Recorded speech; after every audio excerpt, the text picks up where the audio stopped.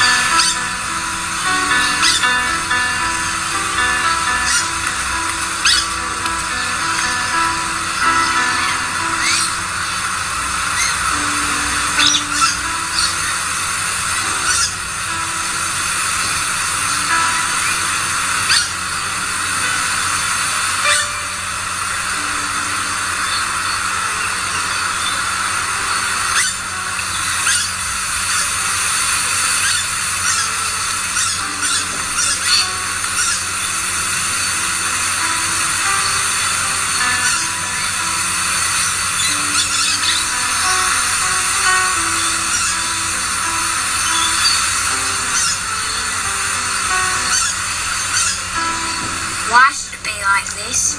I don't know. It's not fair. Yeah, I know. There's nothing that we can do. I don't want to be like this. Me neither. I wish I was like him. I want to be like him. I want to be like him. I want to be like him.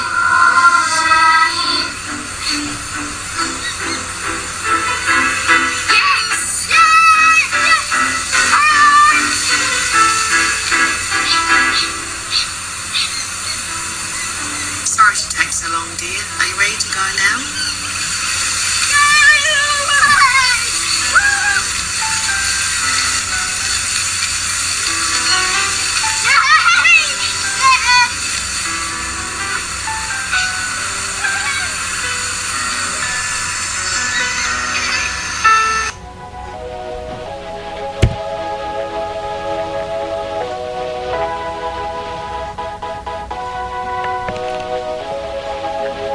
Shalom anak-anak.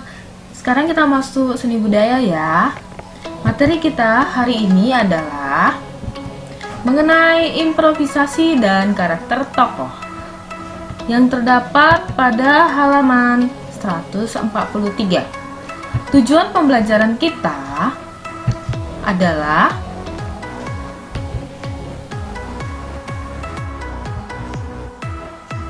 mengidentifikasi konsep, teknik, dan prosedur pemeranan seni teater sesuai kaidah seni teater modern.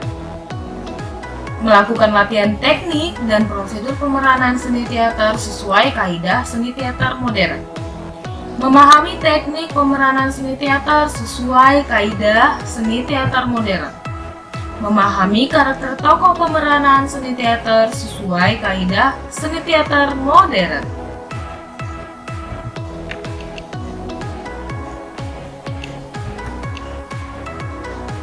Improvisasi adalah penciptaan spontan untuk pertunjukan yang dilakukan tanpa persiapan atau dirancang terlebih dahulu.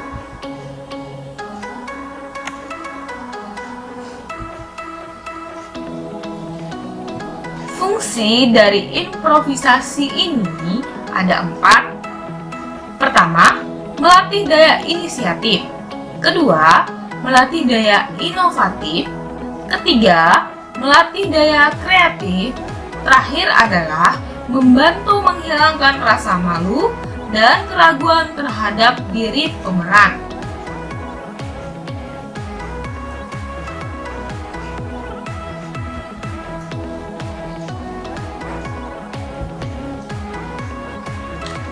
Nah, dalam improvisasi ini ada latihan. Latihannya ini ada jenis-jenisnya. Jenis latihan improvisasi itu ada improvisasi solo. Contohnya, bayangkan pemeran sedang berada di sebuah pemberhentian bus sendirian di tengah hujan lebat, angin bertiup kencang. Informasi ini sangat tidak lengkap. Kenapa dibilang begitu? Karena di dalam improvisasi ini tidak dikatakan karakter yang harus diperankan itu bagaimana, waktunya jam berapa, tempat pemberhentian busnya di tempat yang rawan atau yang aman. Terus pemerannya ini dalam keadaan takut, kebingungan, atau patah semangat. Di sini juga pemeran tidak dikatakan menggumam atau sedang berdoa. Sedangkan improvisasi dengan pasangan itu bisa kita bayangkan seperti dua orang pelajar yang berbeda sekolah bertemu di sebuah taman. Di sini disebutkan nominal pemerannya, tempatnya,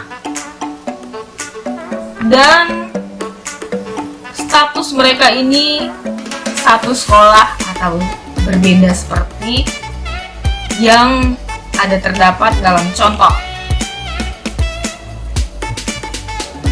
Improvisasi yang terakhir itu ada improvisasi dengan perabotan. Dapat kita bayangkan seperti seorang pelajar merapikan kamarnya yang berantakan. Di jenis latihan improvisasi ini tidak ada teksnya. Dan di sini tidak ada yang saling menyutradarai. Improvisasi ini kamu memang disuruh berinisiatif dan mempunyai daya hayal yang tinggi.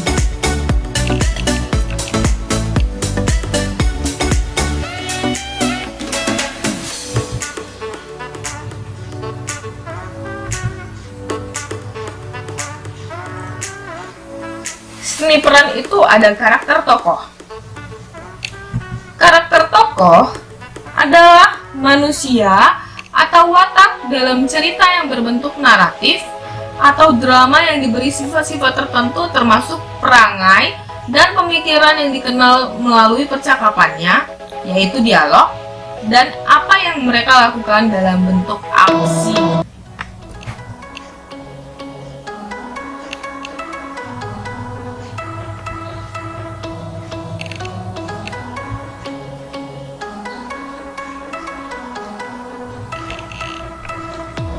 Karakter tokoh itu ada yang namanya tokoh hidup, bukan tokoh mati. Dalam tokoh hidup ini ada dimensinya masing-masing. Pertama itu dimensi fisiologis. Fisiologis ini adalah dimensi yang berciri-cirinya badani. Kedua itu dimensi sosiologis. Ini ciri-ciri kehidupan masyarakat. Terakhir, dimensi psikologis adalah ciri-cirinya ini kejiwaannya. Nah, dari dimensi yang tadi, semua dimensinya terdapat unsur-unsur. Kalau di fisiologi, unsur-unsurnya ada usia, atau bisa dibilang tingkat kedewasaannya, jenis kelaminnya apa, keadaan tubuhnya, ciri-ciri tubuhnya seperti wajah begitu. Sedangkan unsur-unsur dalam sosiologisnya terdapat status sosial, pekerjaan, jabatan, peranan dalam masyarakat, pendidikan, kehidupan pribadi maupun keluarga, agama, kepercayaan, pandangan hidup, ideologi, aktivitas sosial, yaitu dalam berorganisasi, kegemaran, kewarganegaraan, keturunan, suku maupun bangsa.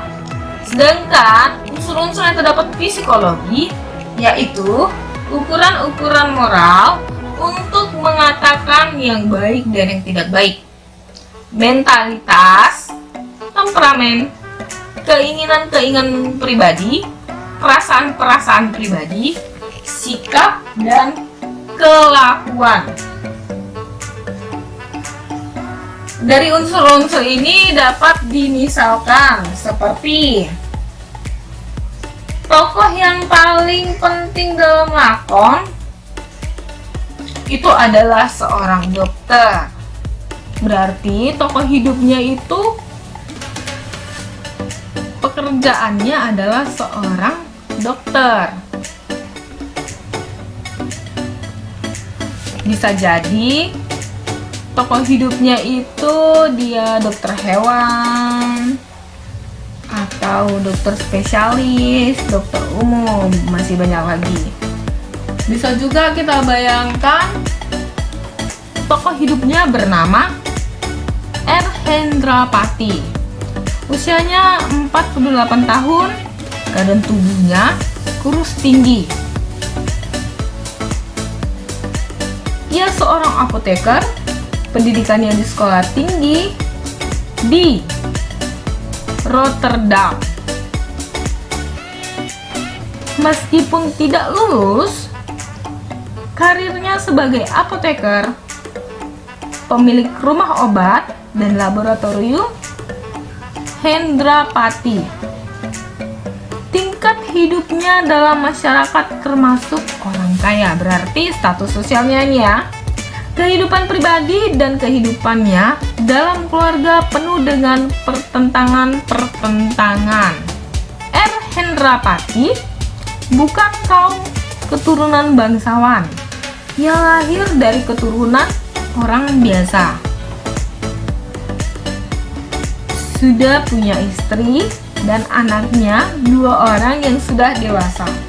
Jadi, itulah jawaban apabila di dalam teks tersebut terdapat tokoh hidupnya yang bernama R. Hendrapati dan dijelaskan dimensi psikologinya ataupun sosiologisnya dan fisiologinya.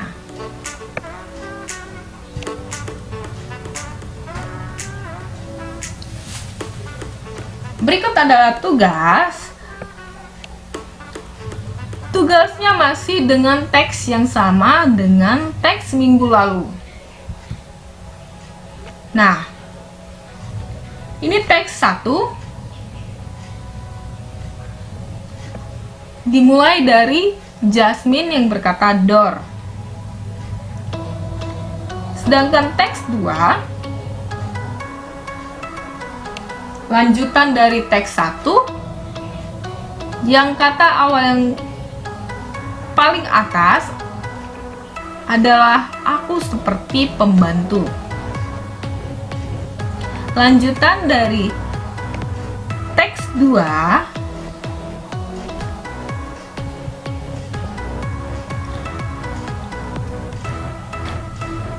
adalah Yumi yang berkata terima kasih Jas. Naskah drama ini adalah pedoman untuk tugas kita dengan soal ceritakanlah tokoh hidup yang terdapat pada naskah ini.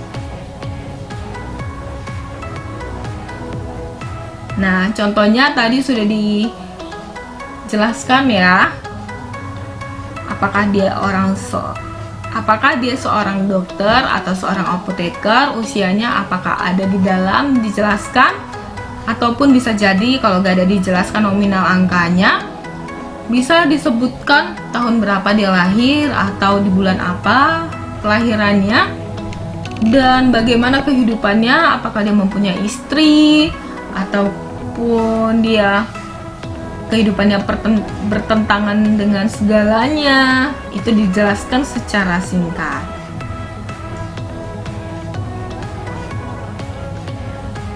Tugasnya dibuat di buku tulis, bukan di laptop ataupun diketik dimanapun. Hanya ditulis di buku tulis SBK, kemudian dipoto. Setelah dipoto, diupload ke Google Classroom di menu tugas siswa.